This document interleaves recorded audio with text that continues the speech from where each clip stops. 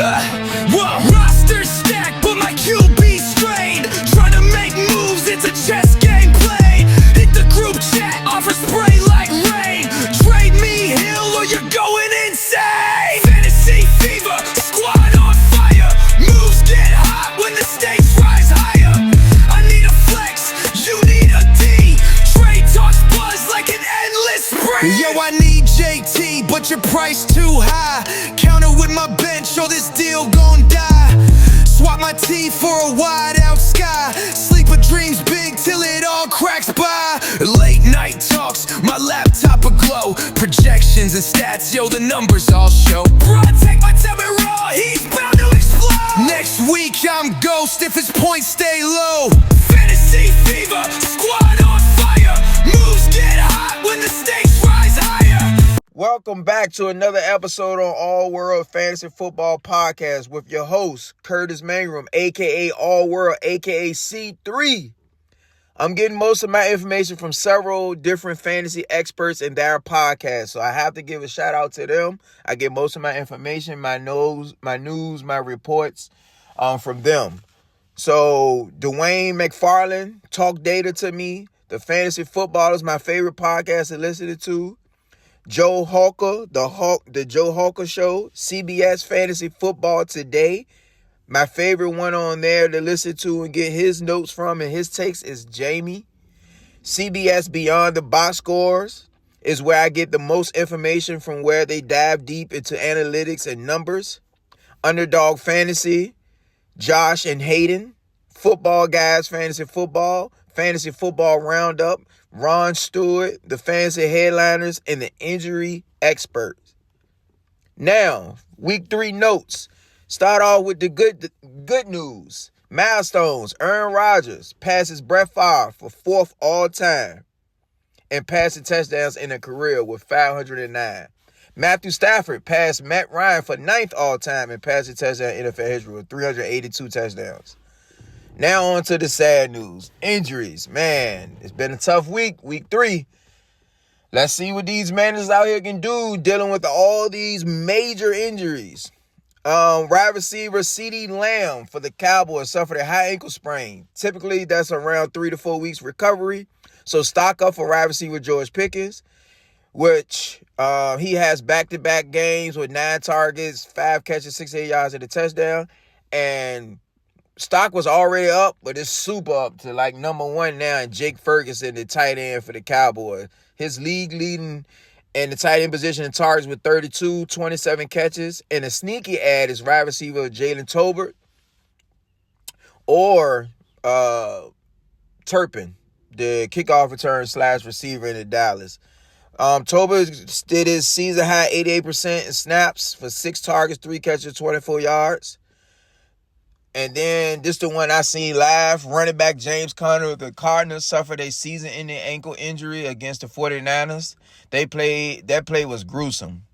So for Trey Benson owners, here's his chance to start in the backfield, which me personally, I was waiting for the longest.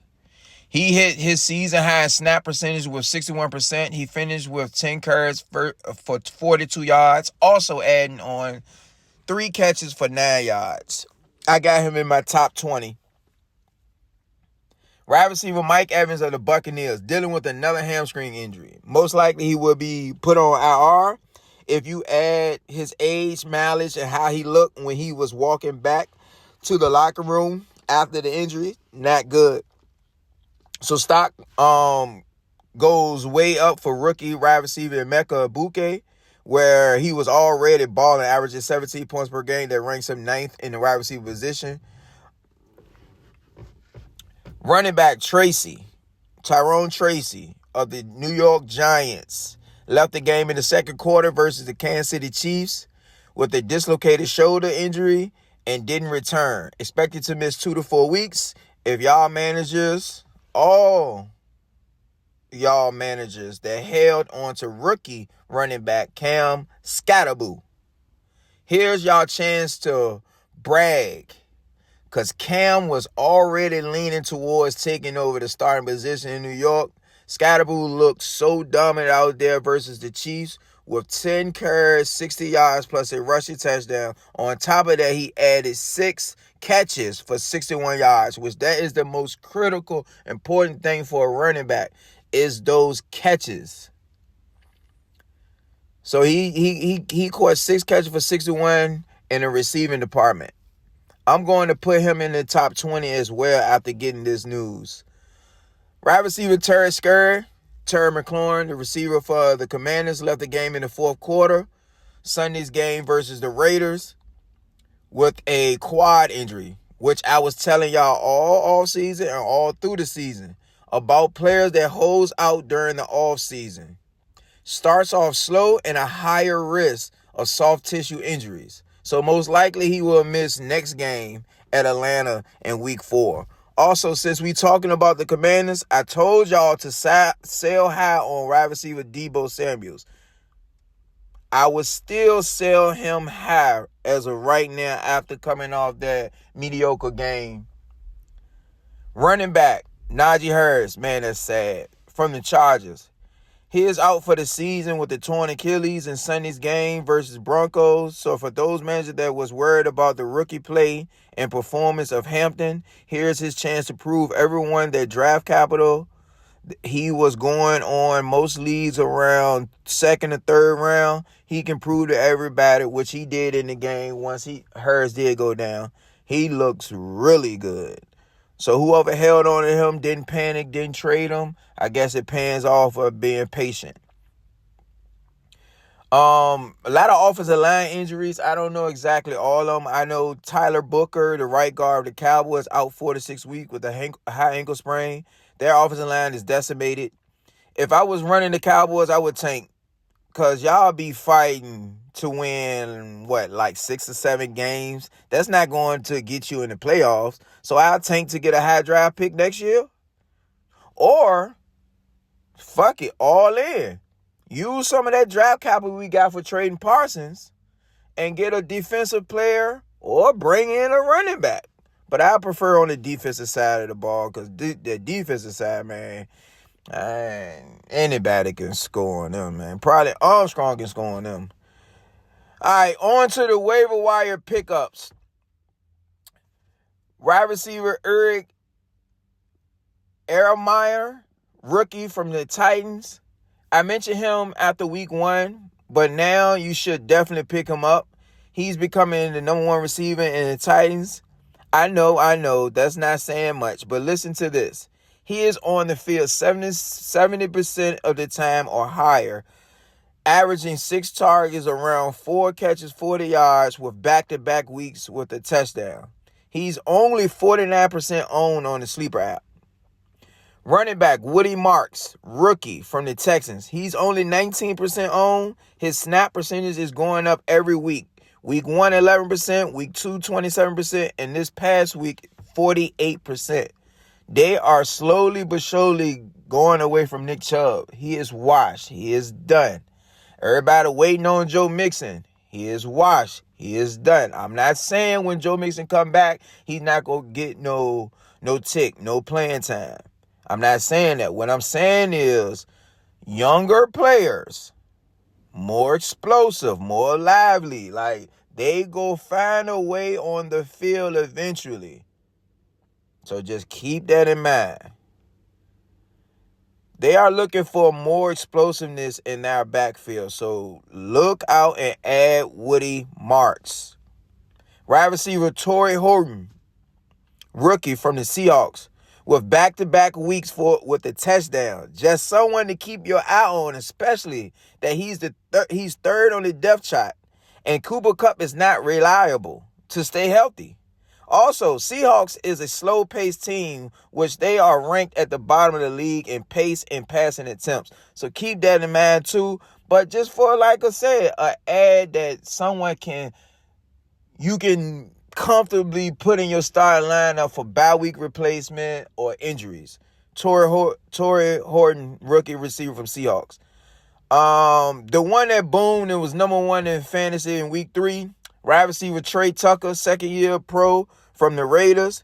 He's only owned in 9% of leagues, the hottest off the waiver wire this week. After week 3, He finished number 1 in fantasy with 47.9 points. I'm going to tell coaches, don't go all out to get him right now. He is currently the 4th option on his team. And the last 2 weeks, his snap share went up and his targets went up because of Bowers' injury. Okay? Just keep that in mind. He is averaging 6.5 targets a game. With those numbers, he totaled 13 catches, 211 yards, and 4 touchdowns. But I also get it. If you are a team that's 0-3, 1-2, struggling to score and compete, I understand if you would go hard for that type of performance. I would drop around 10 to 12% of your fab. Because remember, just last week, in week 2, Wan'Dale Robinson scored 30-plus points. And then week 3, he finished with 3 points versus Kansas City. Also, Troy Franklin finished with 25 points last week, receiver for the Broncos. And week 3, he scored 2 points. Keep that in mind, coaches and managers. And this is a sneaky ad because he's on IR. So if you got an IR spot, put him in there. Wide receiver Jalen Coker from the Panthers. He was Bryce Young's favorite go-to wide receiver last year. Coker coming back should help out their entire offense. Open up things for rookie wide receiver Ted McMillan. He plays in every spot and runs every route. Sneaky ad because he's on IR and he is returning next week. Now on to sell high.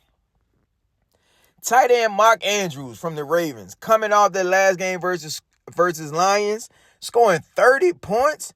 In our league format tight end premium, Isaiah Likely will be returning real soon. He only had 6 targets in the first 2 games. He only had 6 targets in Sunday's game. Oh, Sunday night or Monday night? Ravens in Detroit. Yeah, Monday night game. He had 6 targets. He only had 6 targets. In the first two games of the season, he only had 4 total targets. So sell high and still have a big name. Like he still kind of have a big name across the fantasy, family. So sell high off a huge performance. Wide receiver Zay Flowers. I told y'all after week 1 to do it. Told y'all after week 2 to do it. It probably be a little bit too late, but people are desperate with all these injuries. So Zay Flowers, the wide receiver for the Ravens, after 2 weeks, he was a top 5 receiver in fantasy. After week 3 game versus the Lions, where he massed only 3 targets when they was a high-scoring game, 2 catches and 13 yards, Lamar threw the ball 27 times. Sell. Eagles wide receiver A.J. Brown. I'm saying it again, and most importantly, this is the time that you cash in. This is the time you cash in. He just had a monster game. 24.9 points, getting him his season high in targets, 10 for 6, 109, and a tutty. Sell. AJ, cuz us football fans should know by now. We seen this last year with these lackluster performances, mainly because of small passing pie chart. It started last year. After their bye, they realized they will win a lot more games just by handing the ball off to Barkley and the famous unstoppable tush push, which they've been offsides on lately a lot. But doesn't matter in fantasy football. But all in all, if you still feel like he can help your team season long, keep him. I say sell high, especially having this big game. On top of that, he has that name that holds so much weight around the fantasy football leagues. So that's when you take advantage of those coaches out there that only look at their last game, and those said coaches put so much value on where a player currently stands in the rankings, or whatever player that had a monster game that previous week. So yes, sell high if you could. Buy lows. I still gonna keep saying it. Buy lows, rookie, running back, Travion Henderson from the Patriots. Yes, I know he's not performing, putting up numbers. But if you look at his snap share, which he topped his career high so far this year with 46% on the field, which he accumulated 11 carries for 28 yards, adding another 3 catches for 19 in the receiving department. He is way too talented, highly drafted, and explosive to not get more and more touches on an offense that needs something to jumpstart them. Last week, they beat themselves versus the Steelers. Stevenson still having fumbling issues, putting it on the turf twice. And then Antonio Gibson come in, fumbles as well. So the rookie running back snap count should continue to go up.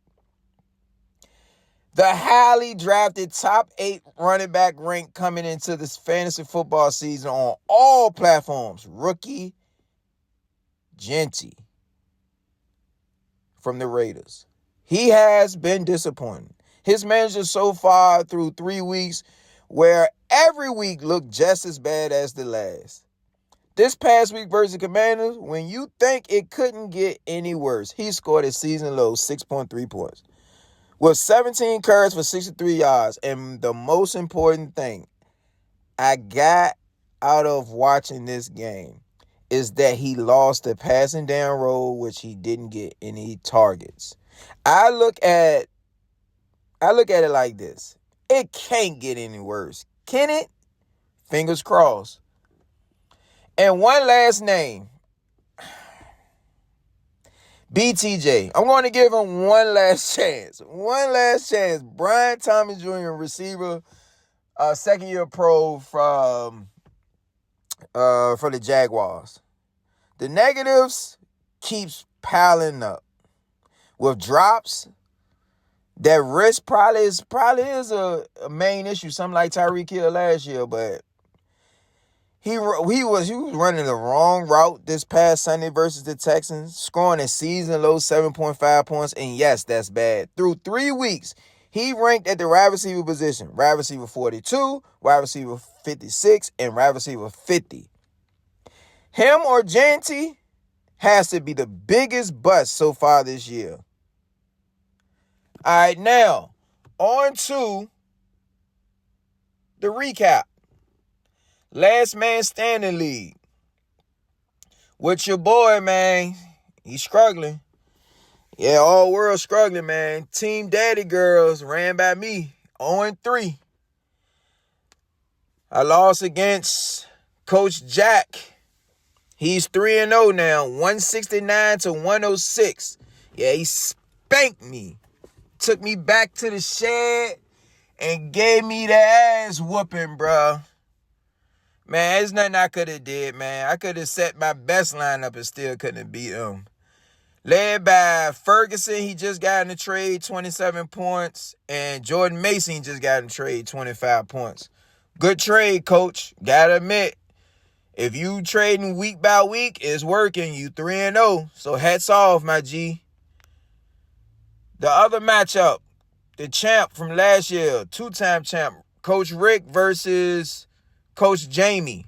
Coach Jamie, that was the closest matchup so far this year. It was 139 to 132. It came down to the Monday night game where Coach Rick had Lamar Jackson. And he put up 27, but it wasn't enough. Jamie put off the win by 7 points, led by JSN, 20 points, and Trey McBride, 17. Next matchup, we got the 0-2 versus the 2-0. Coach Ralph pulled off the victory to stay undefeated to go to 3-0. And Coach Jonathan falls to 0-3, beating them 174 to 148, led by Caleb Williams, 34 points. The combination of Gibbs, 27, and Puka, 24. Man, the man team is nice. I told everybody the prediction. I know it's a long season. Y'all go see him cause a lot of heartbreak during the season. Got him winning the chip, but it's a long season. Next matchup, we had the 0-2 team versus the 1-1 team. 0-2 team was two-time champ Showtime versus Josh. Josh couldn't get it done. It looked good in the beginning, but Showtime pulled away. He beat him 180 to 129, led by Jalen Hurts, 29 points. Purcell, 21 points. And Amarian Hampton, he been waiting on all year, gave him 26 points. He goes to 1-2, and Josh go to 1-2. We got Coach Hunter versus the rookie, Coach Jalen. Coach Jalen continues to be undefeated, going 3-0 versus Coach Hunter. Hunter drops to 1-2 after a 165 to 130 victory. Led by, again, Josh Allen, Mr. Consistency. Christian McCaffrey, Mr. Consistency. And look who came and showed up to the party this year. Nico Collins, 29 points, and Christian McCaffrey, like I said, 25. Geno put up 31 to propel him over the victory over Coach Hunter. Yeah, man, it's tough in this league, man. Trading, you got to be very active trade-wise, active on the waiver wire. You'll be behind the 8 ball if you don't. Now, in my 14-team league, Scream League, last week, man, it was tough. Another tough week for your boy. I've been struggling this year. But I ended up pulling off the victory. I beat Coach Tony 138 to 120, led by Drake May, 23 points. And yes, I'm still down on defense and kickers, but my defense scored 25 to help me propel that victory. I'll go to 2-1, and Coach Tony falls to 0-3. Then there was Coach Douglas versus Coach J. Coach J remains undefeated, 3-1 versus Showtime falls to 1-2 with a victory 130 to 118. He had Baker Mayfield with his 19 points, and like I said again, Nico Collins showed up for the first time this year with 30.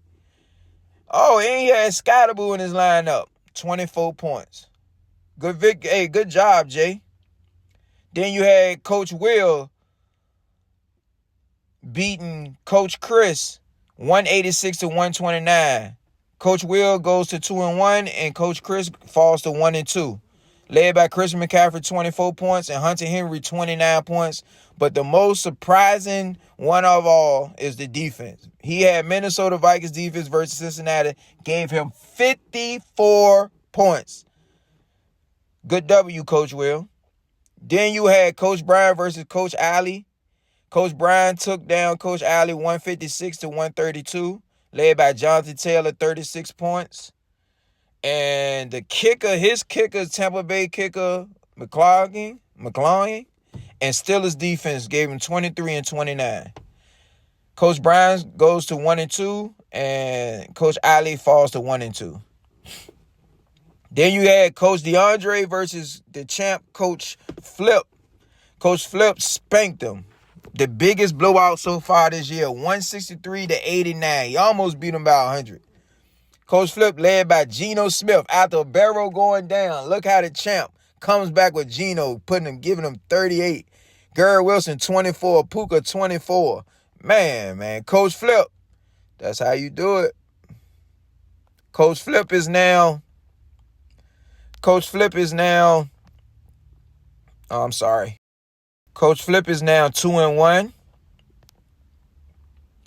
And Coach DeAndre is 0-3.